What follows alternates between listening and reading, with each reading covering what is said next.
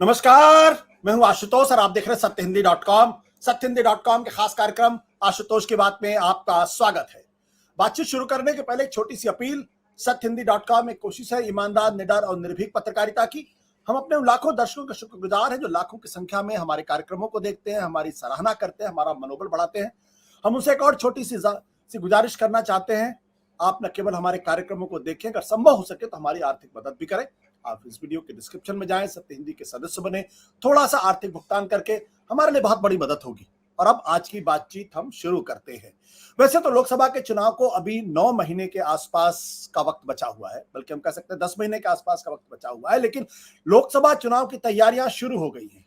एक तरफ भारतीय जनता पार्टी जो है वो कोशिश कर रही है, दूसरी तरफ विपक्षी दल भी एकजुट होने की कोशिश कर रहे हैं। उनको लग रहा है कि लगातार 2 बार नरेंद्र मोदी से मात खाने के बाद तीसरी बार उनको मात नहीं खानी है, लिहाजा उनको भी अपनी रणनीति और सेना तैयार करनी है।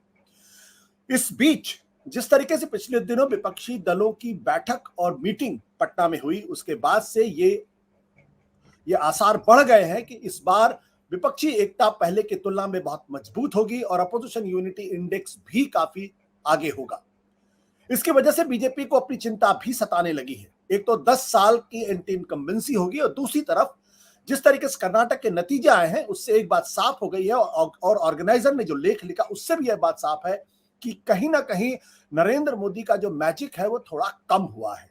कर्नाटक ने तो इस पर एक तरीके से मुहर लगा दी, लेकिन विधानसभा के चुनाव और लोकसभा के चुनाव में जमीन आसमान का फर्क होता है। ये हमने 2014 में भी देखा, 2019 में भी देखा और 2024 में भी भारतीय जनता पार्टी को उम्मीद है कि उनका करिश्मा कायम रहेगा और वो उसी परफॉर्मेंस को दोहराएंगे। लेकिन बीजेपी जो हर वक्त चुनाव के मूड में रहती है, उसने तैयारियां अभी से शुरू कर दी। इसका मतलब उनके अंदर भी चिंता है और इस वक्त इस तरह जो तैयारियां चल रही हैं वो 2 स्तरों पर तैयारी की कोशिश की जा रही है। एक जो केंद्रीय कैबिनेट है यानी मोदी का जो अपना मंत्रिमंडल मंत्रिपरिषद है उसमें फेरबदल किया जाएगा। दूसरा, संगठन के स्तर पर भी बदलाव की आहट सुनाई पड़ रही है। ऐसे में भारतीय जनता पार्टी के लिए जो जुलाई का पहला हफ्ता है और पहले 10 दिन है वो काफी जबरदस्त होने वाले हैं और उसमें काफी कुछ जो है वो बदलाव देखने को मिल सकता है। जो मंत्रिमंडल में फेरबदल है उसके लिए 3 जुलाई को 4 बजे मंत्रिपरिषद की एक बैठक बुलाई गई है। इस बैठक से जो ध्वनि निकलने जा रही है उसके बारे में कहा जा रहा है कि नए चेहरों को मौका दिया जाएगा, निकम्मे मंत्रियों की छुट्टी हो सकती है और राज्यों के बड़े नेताओं को अवसर दिया जाएगा। यानी जो महाराष्ट्र में कुछ बड़े नेता है, मध्य प्रदेश में कुछ बड़े नेता है, राजस्थान में कुछ बड़े नेता है, यहाँ के बड़े नेताओं को केंद्र में मौका दिया जाएगा और फिर उनसे उम्मीद की जाएगी कि वो अपने अपने मंत्रालयों का काम संभाले और चुनाव के मद्देनजर वहां रिजल्ट देने की कोशिश करें। लेकिन कुछ ज्यादा बड़े बदलाव देखने की उम्मीद हम कर रहे हैं संगठन के स्तर पर। संगठन के स्तर पर 3 क्षेत्रीय बैठकें अभी तय हुई हैं। यह बैठक 6 जुलाई को होगा, 7 जुलाई को होगा और 8 जुलाई को होगा। गुवाहाटी, नई दिल्ली और हैदराबाद में बैठक होने की उम्मीद है। गुवाहाटी यानी पूरा का पूरा जो नॉर्थ ईस्ट का इलाका है वहां पर भारतीय जनता पार्टी अपने आप को और मजबूत करना चाहिए, खासतौर पर असम और वेस्ट बंगाल को लेकर। नई दिल्ली दिल्ली एक तरीके से कह सकते हैं भारतीय जनता पार्टी का गढ़ है। अगर सिर्फ पंजाब को किनारे छोड़ दे तो यहाँ पे भारतीय जनता पार्टी बहुत पावरफुल है, उसको लगातार बेहतर प्रदर्शन की उम्मीद है। 7 जुलाई को यहाँ बैठक होगी और हैदराबाद जो सबसे कमजोर कड़ी है भारतीय जनता पार्टी की, दक्षिण भारत, कर्नाटक अभी अभी हारे हैं, तमिलनाडु केरल में खाता खुलने की कोई उम्मीद दिखाई नहीं पड़ रही है, तेलंगाना और आंध्र प्रदेश में कोई चमत्कार होगा कहना बहुत मुश्किल है और उड़ीसा में भी वहां नवीन पटनायक मजबूती के साथ मौजूद हैं। तो जो संगठन में बदलाव की बात की जा रही है उनमें यह कहा जा रहा है जिन राज्यों में चुनाव है उनको प्राथमिकता दी जाएगी, उन पर ज्यादा गहराई से चिंतन मंथन मनन होगा। नए महासचिव और सचिव बनने के आसार हैं, यानी कुछ पुरानों की छुट्टी हो सकती है और नए को लाया जाएगा। राज्यों में भी सांगठनिक फेरबदल की गुंजाइश देखी जा रही है और गुटबाजी दूर करने पर जोर दिया जाए। जैसे मध्य प्रदेश में आप देख सकते हैं या फिर राजस्थान में देख सकते हैं, वहां गुटबाजी काफी, और तेलंगाना में भी जो गुटबाजी काफी दिखाई पड़ रही। तो ये मंत्रिपरिषद के स्तर पर, संगठन के स्तर पर जो है भारतीय जनता पार्टी जो है अपने आप को बदलने की कोशिश करेगी, थोड़ा सा ताजगी लाने की कोशिश करेगी, नए चेहरे, नए टैलेंट्स को मौका देने की कोशिश करेगी और ये पूरी की पूरी कवायद जो है वो पटना में विपक्षी मीटिंग के बाद की जा रही है। इसका मतलब यह है कि कहीं ना कहीं एक चिंता भारतीय जनता पार्टी के मन में है कि विपक्षी दल जिस तरीके से एक हो रहे हैं, मुद्दों पर भारतीय जनता पार्टी की सरकार को गांठने की कोशिश कर रहे हैं, उसके मद्देनजर कुछ बदलाव अपने अंदर करना बहुत जरूरी है। इसी पर करेंगे चर्चा और बातचीत कि आखिर कितना कारगर है विपक्षी एकता और कितनी चिंता बीजेपी के अंदर है और क्या वाकई में चिंता होनी चाहिए या नहीं। हमारे साथ इस वक्त कुछ खास मेहमान है, उनका परिचय हम आपसे करा देते हैं। इस वक्त हमारे साथ मौजूद है अनुराग सिंह, वरिष्ठ पत्रकार है, प्रिया सहगल है, साथ ही साथ विजय त्रिवेदी जी भी हैं और प्रोफेसर रविकांत लखनऊ से है। और हमारे साथ इस वक्त मौजूद है ईटीजी रिसर्च के हेड पीयूष तंवर। पीयूष तंवर ने अभी टाइम्स नाउ के लिए सर्वे किया है, तकरीबन 1.5 लाख मतदाताओं से लोगों ने बातचीत की है।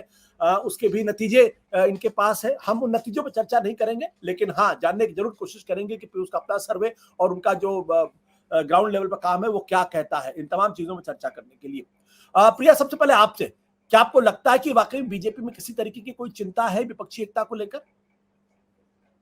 अच्छा, तो थोड़ी बहुत चिंता तो है। ऑफिशियली तो ऑफ कोर्स वो कहते हैं कोई चिंता नहीं है, लेकिन अगर आपने देखा 2-3 बयान आए हैं। एक पहले अमित शाह का बयान को अगर हम देखें, हमेशा वो कहते थे कि अगले चुनाव में हम 400 सीट क्रॉस करेंगे, लेकिन पिछले 2-3 हफ्तों में मैं देख रही हूँ वो नंबर अब 300 सीट पे आ गया है। आपको मालूम है कि बिल्कुल इनका ट्रैक रिकॉर्ड होता है कि वो राजीव गांधी का ट्रैक रिकॉर्ड क्रॉस करें, जब से हाईएस्ट नंबर ऑफ सीट्स। लेकिन अब मेरे ख्याल थोड़ा सा, अगर वो 300 बोल रहे हैं तो रियलिटी मतलब बार्गेनिंग होती है, तो फिर मतलब 250 260 कि उनका अंदर का अगर सर्वे देखा जाए तो उतना 50 तो कम ही होगा।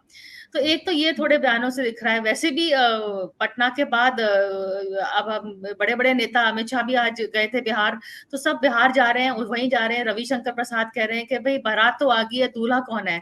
तो वो एक मुद्दे को वो खोट पैदा करना चाह रहे हैं विपक्ष में कि आप, बिकॉज उनको पता है कि अगर वो एकजुट हो जाए मुद्दों पर, लेकिन चेहरे पे कोई हमेशा अग्री नहीं करेगा। तो इस तरह के बयान आ रहे हैं। स्मृति ईरानी बोल रही हैं, बड़े बड़े दिग्गज नेता, आर्टिकुलेट नेता को उतारा गया है।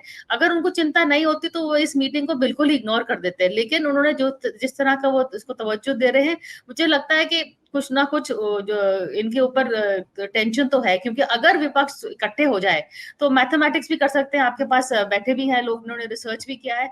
हर स्टेट वाइज वो बाद में होगा, लेकिन जरूर अगर विपक्ष जो 1:1 जो फाइट शिमला की बैठक में अगले महीने जो बात होगी, अगर इस बात पे कुछ तरह से भी समझौता हो जाए, चाहे सारे स्टेट्स में नहीं मगर अगर ज्यादातर समझौता हो जाए, तो नरेंद्र मोदी को जो उनके पास एंटी इनकम्बेंसी भी है 10 साल की, जरूर चिंता करने की जरूरत तो होगी।